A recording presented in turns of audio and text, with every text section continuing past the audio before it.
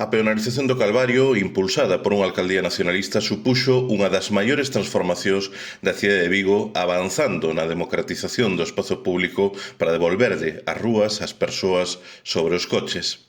A retirada de tráfico dese importante treito do Urzaiz permitiu gañar en seguridade, sustentabilidade e calidade de vida, creando un espazo que habitar, no que vivir e convivir e non apenas transitar. No entanto, tal e como está a denunciar a veciñanza da contorna, vemos como cada vez son máis os vehículos que invaden ese espazo recuperado para as persoas, incumplindo as prohibicións e limitacións de acceso. Por iso, desde o Bloque Nacionalista Galego, demandamos ao Goberno Municipal que interveña reforzando a vixilancia e o control de acceso, nomeadamente na confluencia da Rúa Aragón con Urzaiz. Compre tamén reforzar a sinaléctica e a seguridade peonil tamén nas interseccións das rúas Toledo, Extremadura, Cataluña e León.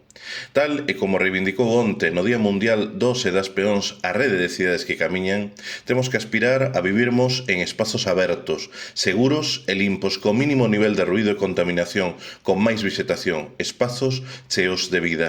E iso precisa de apoderar a quen camiña, na certeza de que avanzar cara a unha cidade máis peonil permitirá unha cidade máis descarbonizada, combatendo os efectos da situación de emerxencia climática que padecemos. Co Calvario, o BNG demostramos hai máis de 2 décadas que outro modelo de cidade, coas persoas no centro, máis verde e segura, ademais de necesario, era posíbel.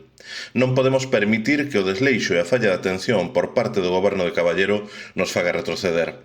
Ao contrario, no BNG apostamos por estender o modelo de éxito do Calvario a outros ámbitos, para construirmos desta maneira un novo Vigo no que a cidade deixe de ser dos coches para ser de todas as veciñas e de todos os veciños.